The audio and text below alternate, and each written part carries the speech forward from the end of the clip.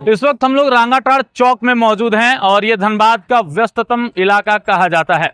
हमारे पीछे जो आप पुल देख रहे हैं ये रेलवे का अंडरपास है और कल के कैबिनेट के प्रस्ताव में इसके चौड़ीकरण की अनुमति प्रस्तावित की गई है। और आपको बता दें कि जब ये चौड़ा होगा तो धनबाद के लोगों को कहीं ना कहीं ट्रैफिक जाम से निजात भी मिल जाएगा।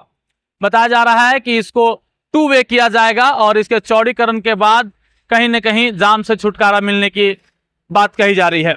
आपको बता दें कि मीडिया को संबोधित करते हुए धनबाद के जाने माने समाज सेवी विजय कुमार झा ने बताया कि लंबे प्रयास के बाद ये सफलता हासिल हुई है और धनबाद के लोगों को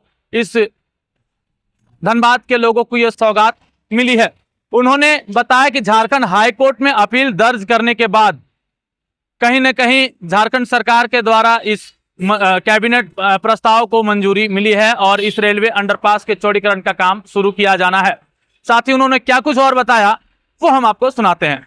धनबाद के लिए यातायात के मामले में एक बहुत बड़ा अवरोध था सिंगल अंडरपास।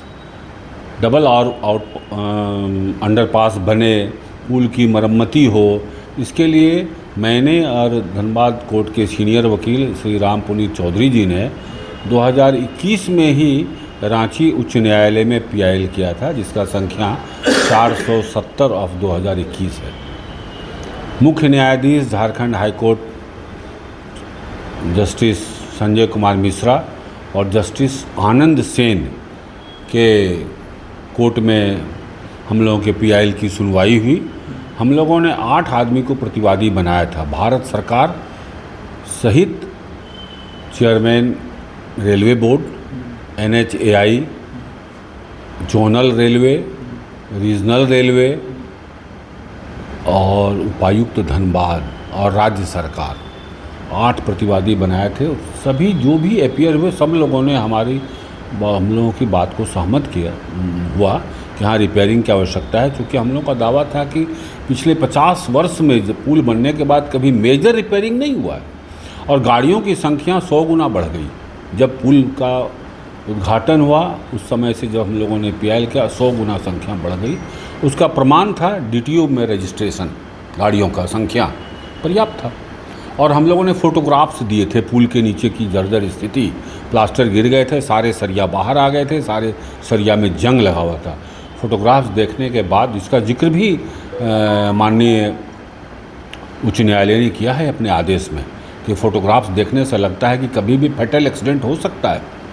और उन्होंने सारे प्रतिवादियों को, विशेष करके प्रतिवादी संख्या 2 और प्रतिवादी संख्या 5 को निर्देशित किया।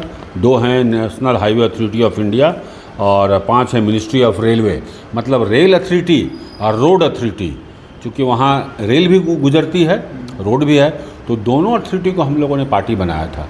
तो न्यायालय ने उन दोनों अथॉरिटी को अविलंब इस पर कार्य शुरू करने का आदेश पारित किया और इसके पहले आदेश पारित के देश के नामचीन IIT संस्थान को उन्होंने जिम्मा दिया, 3 संस्थान को, और उनसे रिपोर्ट मंगवाया।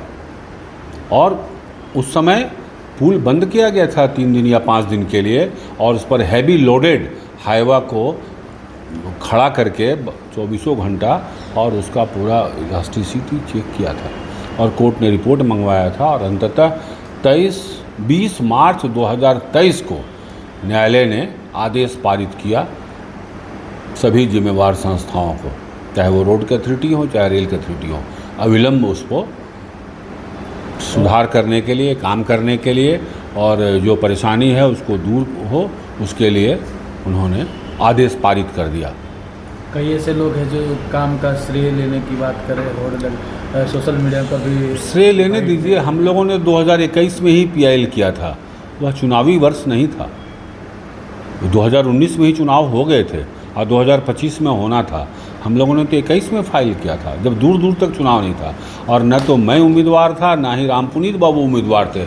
हम लोग धनबाद की मूल समस्या का निराकरण के लिए न्यायालय के शरण में गए थे और हम लोग को बेहद खुशी है कि न्यायालय ने हम लोगों के अनुरोध को स्वीकार किया।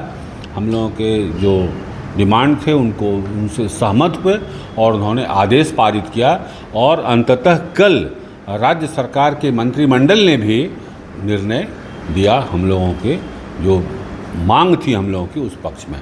इसलिए राज्य सरकार को बधाई, केंद्र सरकार को बधाई, जितने अथॉरिटीज़ हैं उनको बधाई, क्योंकि पिछले माह नवंबर में राम पुनीत जी ने लिखित जवाब मांगा था कि क्या काम हुआ, स्टेटस क्या है कामकाज। तो 24 नवंबर को जवाब भी उधर से आया कि क्या क्या काम हुआ है, क्या क्या काम बाकी है। तो हम लोग सतत निगरानी रख रहे थे, यह बात की जानकारी थी सभी प्रतिवादी गण को, और इसलिए उम्मीद है कि काम बढ़िया होना चाहिए। और हम प्रशासन से उम्मीद भी करते हैं, खास करके उपायुक्त महोदया से आपके माध्यम से अपील करना चाहते हैं कि समय समय पर वो निगरानी करते रहें, जिससे काम अप टू मार्क हो। वो तो कह रहे हैं, स्थानीय प्रतिनिधि जो है वो कह रहे हैं कि हमने विधानसभा पटल पर मुद्दा उठाया था, उसके अलावा वित्त मंत्री से भी हमने मुलाकात की थी। इन चीज़ों के लिए हम लगातार 3 वर्षों से लड़ाई लड़ रहे हैं। तो इसके लिए बधाई उनको। हम लोगों ने तो 21 को PIL फाइल किया था, उसके दस्तावेजी सबूत हैं, न्यायालय का आदेश, वो भी chief justice of Jharkhand high court, उनका आदेश। निरसा विधायक भी सबको बधाई, बयान दे रहे हैं। जिन लोगों ने भी सहयोग किया हम लोगों के मांग के निराकरण में, सभी को बधाई। हम लोग तो न्यायालय गए, सबको पार्टी बनाए ही, rail authority, road authority, Jharkhand सरकार, केंद्र सरकार, हम लोगों ने सबको पार्टी बनाया। और अगर सबने अपना जिम्मेदारी पूर्वक अपने कर्तव्यों का निर्वहन किया है तो सबको बधाई, बड़ी जनता की ओर से बड़ी जीत मानते हैं अपनी इसको। निश्चित रूप से, क्योंकि हम लोग गए थे, कोई राजनीतिक उद्देश्य नहीं था हमारा न राम पुनीत बाबू का। हम लोग जनता की समस्या का निराकरण एक उद्देश्य लेके गए थे, और न्यायालय ने समझा। न्यायालय भी अब क्रेडिबिलिटी देखता है कि न्याय मांगने जो आया है उसकी क्रेडिबिलिटी क्या है। इसलिए न्यायालय ने शब्दशः जो हम लोगों ने मांग किया पूरा किया था, और आदेशित है वह, और ये उसकी कॉपी है आदेश की, chief justice of Ranchi high court. हालांकि धनबाद के जितने भी जनप्रतिनिधि हैं, स्थानीय नेता हैं, समाज सेवी हैं, वो लगातार दावे कर रहे हैं कि उनके प्रयास से इस काम को सफलता मिली है। लेकिन विजय कुमार झा ने बाकायदा कोर्ट के वर्डिक्ट तो दिखाते हुए और सबूत भी उन्होंने दिखाया कि किस प्रकार से झारखंड हाई कोर्ट में उन्होंने सरकार के खिलाफ अपील दर्ज की थी और लड़ाई लड़ी थी, और साथ ही जितने भी चीजें थे, तमाम चीजों को उन्होंने दिखाया कि कैसे लगभग 2021 में उन्होंने अपील दर्ज किया था, और 2021 के बाद एक लंबी लड़ाई लड़ने के बाद, एक लंबी संघर्ष के बाद इस सफलता को उन्होंने हासिल किया, और धनबाद के लोगों को कहीं ना कहीं बड़ी सौगात मिली है। इसी प्रकार के अपडेट्स के लिए जुड़े रहे हमारे साथ, सहयोगी रोशन के साथ प्रभात रंजन, 11 स्कॉप, धनबाद।